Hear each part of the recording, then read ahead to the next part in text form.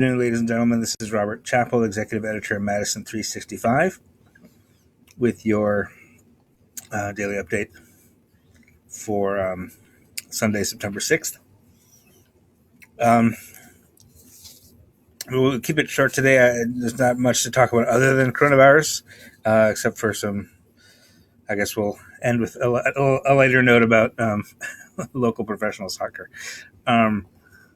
But the news, if you saw the update earlier on the website that we posted about a couple hours ago now, it's a bad day. We have only 893 new cases today, which say only 893.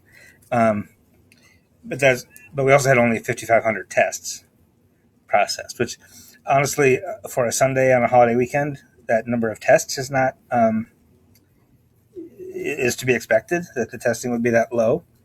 But to come in at 16.2% positive cases, or positive tests rather,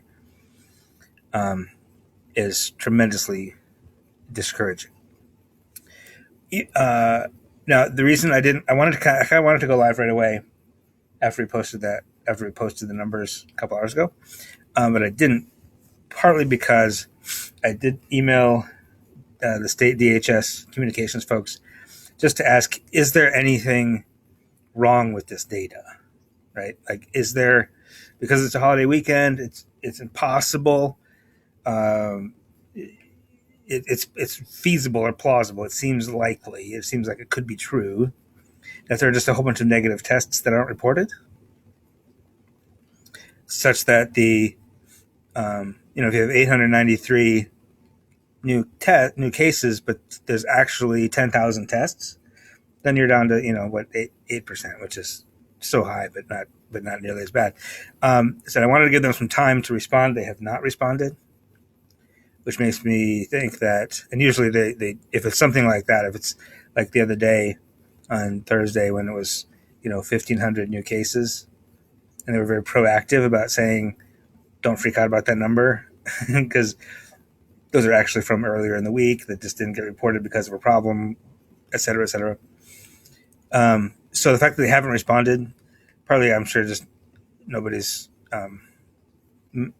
necessarily monitoring that inbox on a Sunday, although you'd think they would, given what's going on. But that makes me think that no, these numbers are actually more or less real.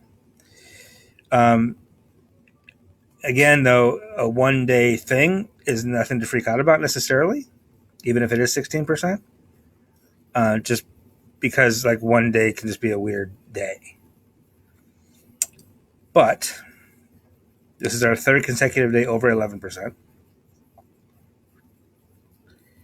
And it puts our 7-day average at 10, which means of all, it's not just the average of each of the daily percentages, but if you add up all the tests from the past 7 days, 10% of them have come back positive. Now, and then the 14-day is not much lower. It's like 9 point something. Where is it? 9.35%. Sorry, couldn't find it for a second there. That's the last 2 weeks. Now, for context, for those of you who maybe aren't tuning in every day, public health folks will tell you that to claim that you have the spread of the virus basically sort of mitigated and more or less under control, you need to be below 10%. In order to say that you're actually suppressing the infection and that you're actually on the downward side of the curve and can start to talk about going back to normal, you need to be under 3%. So the fact that we are 6 months into this thing, after a month, the entire month of June, we were in that 4% range. So to go back up now and be for a consistent period of time over 9, and for a week now over 10, or right at 10. It's just not good. This is not good news. Why is this happening? It is hard to say. It is not entirely due to the University of Wisconsin. It might be related to all the other campuses opening. We don't have a lot of good information about the other UW campuses or the other private schools around the state, and that's something we'll be looking into this week to see if that's contributing. The University of Wisconsin is unquestionably contributing to the case count in Dane County. Okay, today's new cases in Dane County are 100 and we report this morning. Dane County reported 166. The state is reporting 157. So that's just time of day reporting stuff. That's not a big anomaly. But excuse me, they're saying more than half of the cases in Dane County attributed to yesterday are UW students and staff. So, that's in the range of about 100 of those new cases are UW affiliated. So without UW, Dane County would have, in the 60s, which is still awfully high considering that the metric to move into the next phase of the Forward Dane plan, you have to be below 20. So even 60 something would be very high. In order to open schools for K through 5, Public Health Madison-Dane County needs to be below 39 every day for 4 weeks. And in order to open K through 12, they need to be below 19 per day for 4 weeks. So still being in the 60s is on the high side, obviously. But to be in the 160s, driven by more than half by UW, puts the 7-day average in the 90s. And the thing is that some people want to say, well, we can open schools because if it's happening at UW, that's like sequestered off. It doesn't affect our 3rd and 4th and 5th graders. And that's just not the case, unfortunately. That the University of Wisconsin is part of the city of Madison, and the people who go to school there also live in Madison and don't stay sequestered on campus. Even when they're being quarantined, even when they're identified as positive cases, they're going to quarantine, but they're a lot of them are going home to quarantine, and we don't know where that is. We don't know where they're going home to. Are they actually going home and staying home, or are they going to stay with friends elsewhere downtown Madison? Are they going out? Are they, what are they doing? Are they, like the University of Wisconsin, Public Health Madison-Dane County, even the state of Wisconsin, does not have a mechanism to put people in custody, to quarantine. I mean, I guess they have a mechanism, but they haven't done that. They have not pulled that trigger as far as I'm aware. They have placed fraternities and sororities in quarantine with the threat of $10,000 fines. But as far as I know, they haven't done that with individual students. And if somebody is aware that they have done that with individual students, then let me know. But as far as I know, that's not the case, and that they're letting people go home. And then that infected person then goes home to wherever their home is, Rhinelander or Eau Claire or Verona or, France, I don't know, and takes that infection with them home. So it's just not feasible at this moment when we have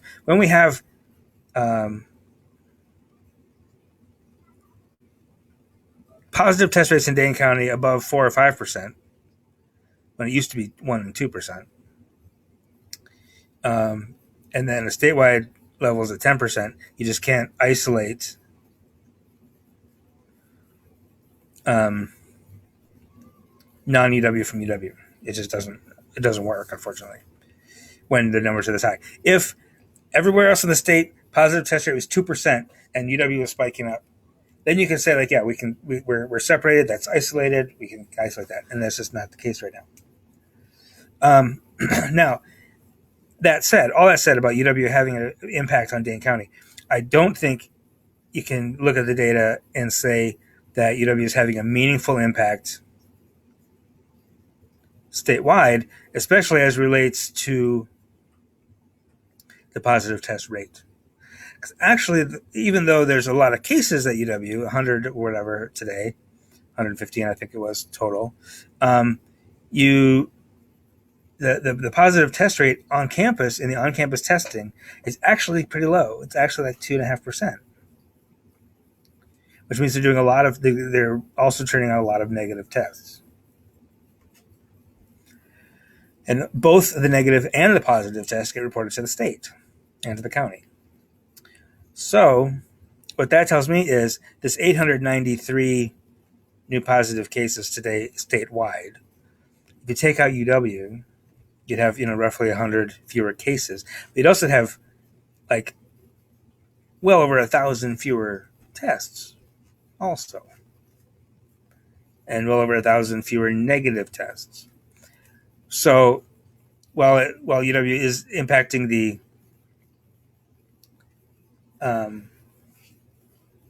number of cases, it doesn't seem to be impacting the positive test rate, which is the more important measure. And that more important measure today is 16.2%. The highest we had before this, if I remember correctly, and someone can correct me if I'm wrong, it was early July when we hit 13%. It might have been even earlier than that, now that I think about it. So to go from 11 and 12% in the last couple of days to 16% today is just really bad. There's just no way around it. So now we are at 81,193 total. About 7,900 are active cases, which is fine because that's the same as it was yesterday. We'd like to see that number start to go down, but I don't see that happening anytime soon. One bright spot today, no new deaths reported. It is relatively typical that we don't get deaths reported on a weekend. So it's entirely possible that we'll have no deaths today, no deaths tomorrow, and then a larger number of deaths reported Tuesday, Wednesday. But for today, no fatalities to report. That's good news. As I mentioned, we'll talk about a couple of localities here. As I mentioned, the highest local new case count today is Dane County, again for the second consecutive day because of UW. We have 157 new cases, or 166, depending on what time of day you pull the numbers. We're at 4.25% positive test today in Dane County, which is obviously not too bad. Other spots with really high positive percent rate. This is some of these individual locations is what prompted me to email Department of Health Services. And then some of these just feel not quite right, and I'll explain why. But these are the ones. Here's a few that are bad that I know are probably pretty close to accurate. You have 58 new cases in Brown County, 30.5% positive test rate. 13 new cases in Calumet County, with a 18.8% positive there. Eau Claire County, 36 cases and 31.5% positive. Grant County, 13 cases, 16.6% positive tests. Jefferson County, 11 cases, 10% positive. It's bad when 10% is actually not too bad.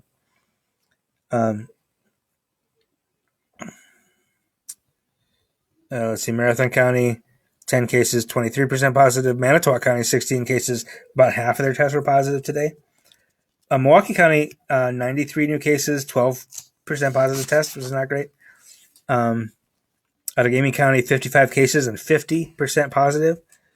Rock County, 36 cases, 55.3% positive. These are just bonkers numbers. Walworth County, 20 cases and 19.4% positive. Waukesha County, 31 cases, 18.9% positive. And then Winnebago County, 32 cases, 13.6% positive. I'm going to talk about a few other places. Here's the thing. Usually I go through those, and then I'll tell you a few other localities that have high case numbers but lower percentages.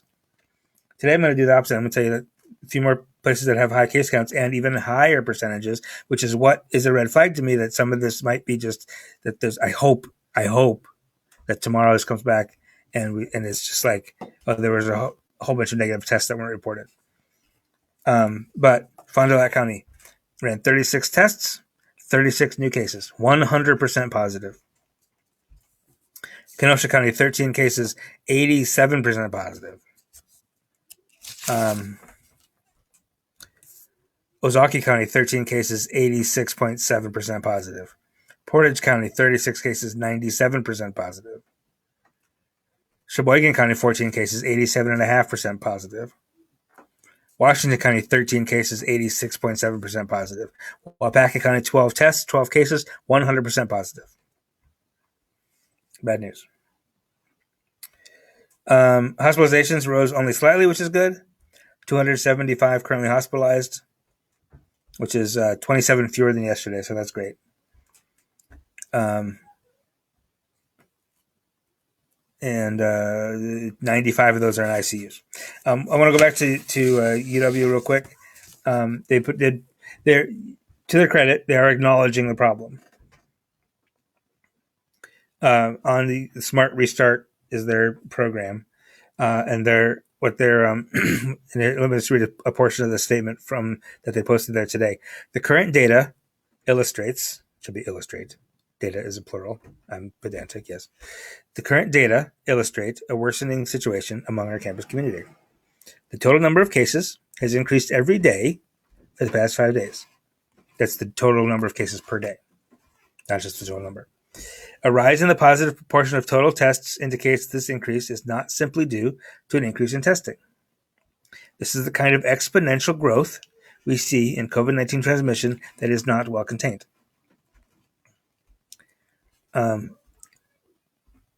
With our partners at Public Health Madison and Dane County, campus leadership is reviewing next steps to help control the spread of COVID-19. So I don't know what that means exactly, what those next steps are, what they're going to be, if they're going to go to back to virtual instruction for everybody.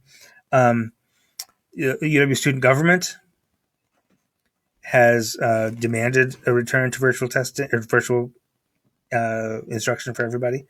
I think there's some concern that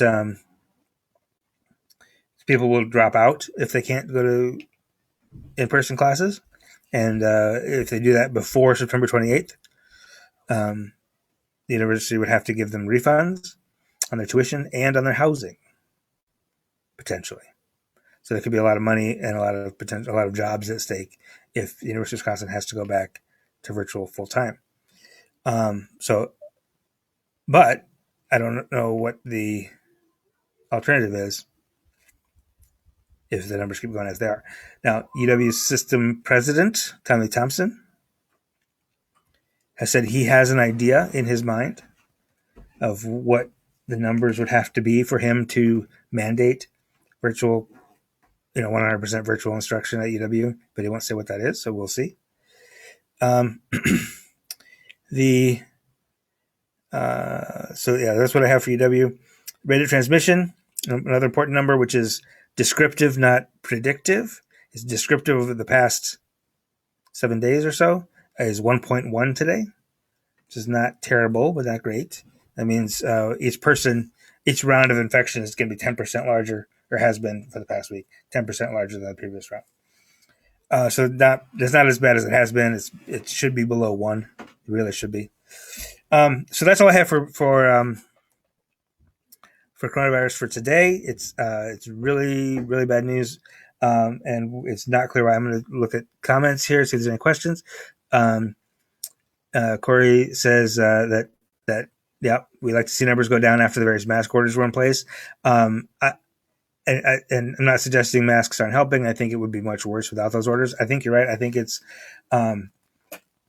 it is a question of how is this happening? How is these numbers getting so much worse with several stay-at-home kind of orders in several counties and cities, as well as mask orders across the state.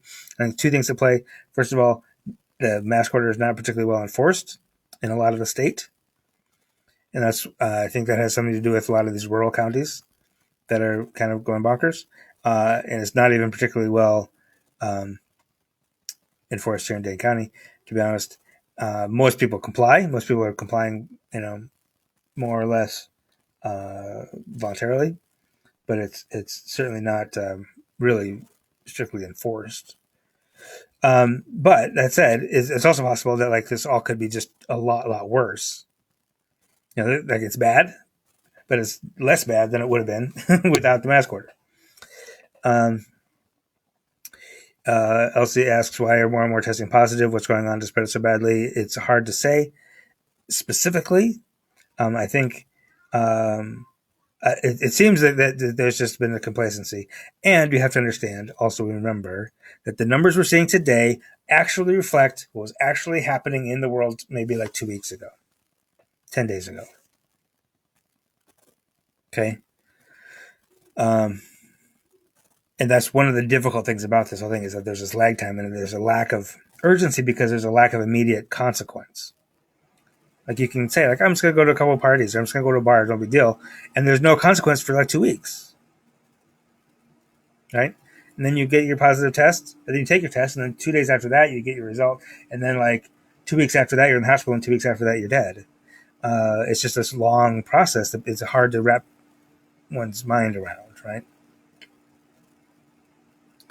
So I think that's part of it, and I think it's just without firm, not just guidance, because the governor and the DHS and Public Health Management County, City Milwaukee Health Department are giving some guidance, but obviously guidance is not enough. I think without strong, actually enforceable measures, it's going to keep going this way. At least it's going to be a long time before it changes course. Sounds also like not much testing. That's absolutely right, Phoebe. Not much testing was reported today, which is typical of a Sunday. Usually, however, when we have a lower day of testing, we also have a lower day of positive results. And that's not been the case today. I agree with you, Jay. The chances of many counties actually having 100% positive is highly unlikely, which is why I emailed DHS. I'm trying to see, I believe there were 3 counties that were literally 100%. Fond du Lac, I'm sorry, 2. Fond du Lac and Wapaka. And then Portage County was nearly 100%, 97. Might as well have been 100. And then there were a couple of counties, 1, 2, 3 counties over 80%. And 4 counties over 80%. And I have to think that there must be some negative tests not reported. Enough to actually meaningfully impact that 16%, or even if there were some negative tests unreported in those counties, and we go from 15% we go from 16% down to 15%, that's still absurdly high, right? But I agree with you. It's just doesn't seem feasible that a county is 100%, except unless they've really cut back on testing and we're only testing a known cluster, where they in a facility or in a couple of families. Like it wouldn't take very many people. Like for example, Wapaka County, 12 new cases, 100% positive tests. That's like 2 families. If there were 2 families that they knew were infected and they just tested everybody in those 2 families and didn't test anybody else, that's actually plausible to me. I don't know. Jay says also in-person instruction will be canceled within a week.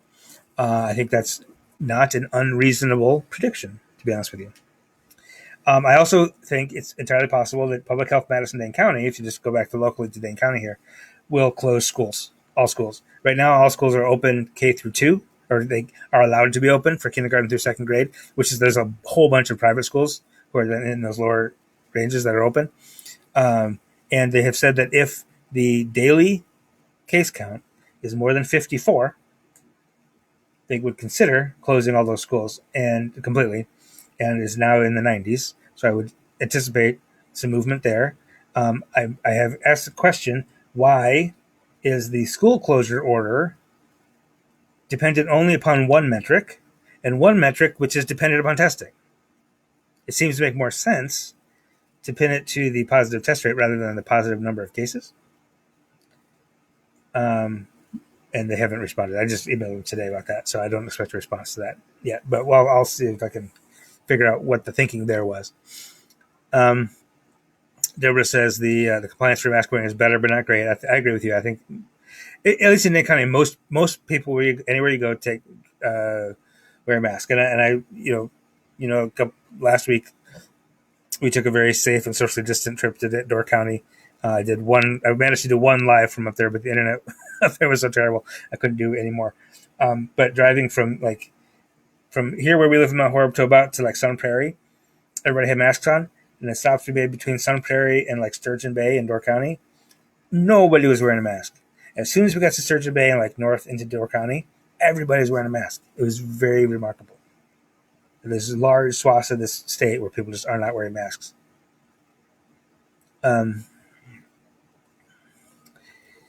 Phoebe says believing that COVID is real and the efficacy of masks and safety measures has become political.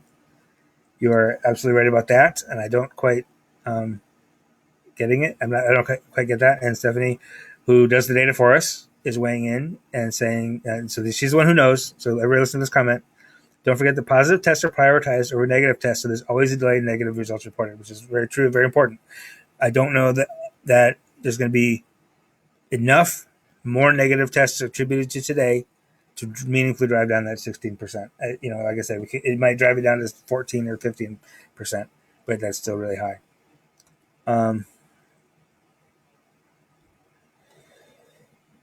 Yeah, it is. Jennifer says that it's very frustrating knowing that these children less than age 18 will be held accountable for the actions of those from 18 to 29. It's also true. It's a little bit easy to blame college kids for behaving badly. That's not all of it. There are a lot of college age kids who have to work. At every one of those bars that's full of people, there are people who work there too, who are the same age, who are UW students, who are getting infected.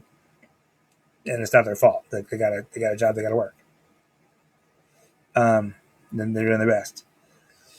There's also just this thing is really, really contagious, you guys. Like you can act right and do everything right and just go to your dorm room and sit in your dorm room and somebody walks by and coughs in your door and you're infected. So I would caution you against getting too much on that whole thing about, it's these crazy, these dumb kids, and they just feel invincible and they're just going to parties. There's some of that, no doubt. But there's also a lot of older people who are just like, it's fine. There's an awful lot of younger people who aren't in college who have to work, who aren't necessarily out partying all the time and are just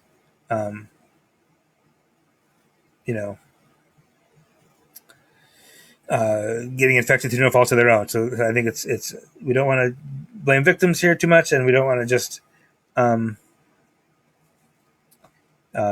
just lay the blame on a certain group of people. Yes, Jennifer, good point. Then reduce occupancy, says Jennifer. Jay says it's not their fault per se, but it's the density. Yeah, that's true. And I'm curious as to how, ostensibly, supposedly, in Dane County right now, you're not supposed to have more than 25% occupancy in any establishment. But it looks to me like, and bars aren't even supposed to be really open. Bars are supposed to be open for like carry out food and like sitting only at the tables with members of your household. Like you're not supposed to be standing in the bars, and it looks like that's not being really enforced at all, which is part of the problem also.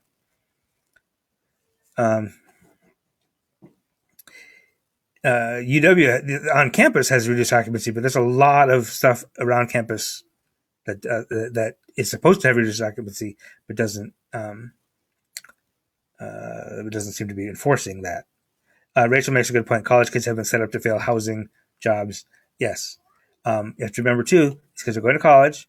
They're having to try they're having to try to succeed in college, which is hard enough, away from home for the first time, Well, part of the way going to classes in a weird way with a mask on, and part of the time you're online in classes in your dorm room or your apartment or whatever, and you're trying to get decent grades, and you're trying to maybe have a job to pay for your college, and also, oh yeah, you are responsible for the pandemic. You are responsible for making sure that my middle school kids can go to school. Like, that's just a lot, right? To put on an 18 or 19-year-old kid. Um, Jay says K through 2 should stay in session, wasn't affecting case counts. That's not really the question. The question isn't whether or not it's not that the kindergarten through second graders are contributing to the case count. It's that the case count and means that everyone's in danger. So we got to shut things down further. Does that make sense? It's kind of the other direction from what you're saying.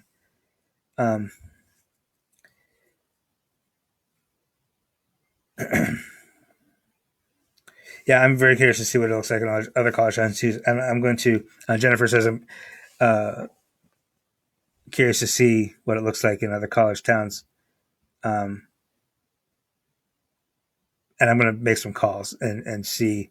Like, what we haven't seen is big jumps in counties that have other UW campuses, right? Like, Winnebago County, 32 new cases today, 13.5% positive, but it doesn't.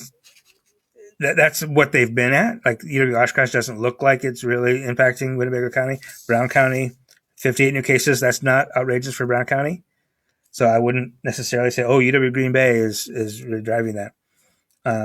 Kenosha County with UW Parkside, UW Eau Claire, and Eau Claire County, like those other counties are not seeing the big jump that Dane County is. So that makes me think that maybe those other campuses are not quite impacting those numbers in those localities. But I'm gonna look and see if I can get a sense of the rest of the UW system, how it's going. Okay, I am sick of talking about this. It is bad news. I hate it. I hate complaining about it. Yes, the UW schools are testing students. I'm not sure the level if they're testing quite as much as UW Madison is, but I'm pretty sure that they are.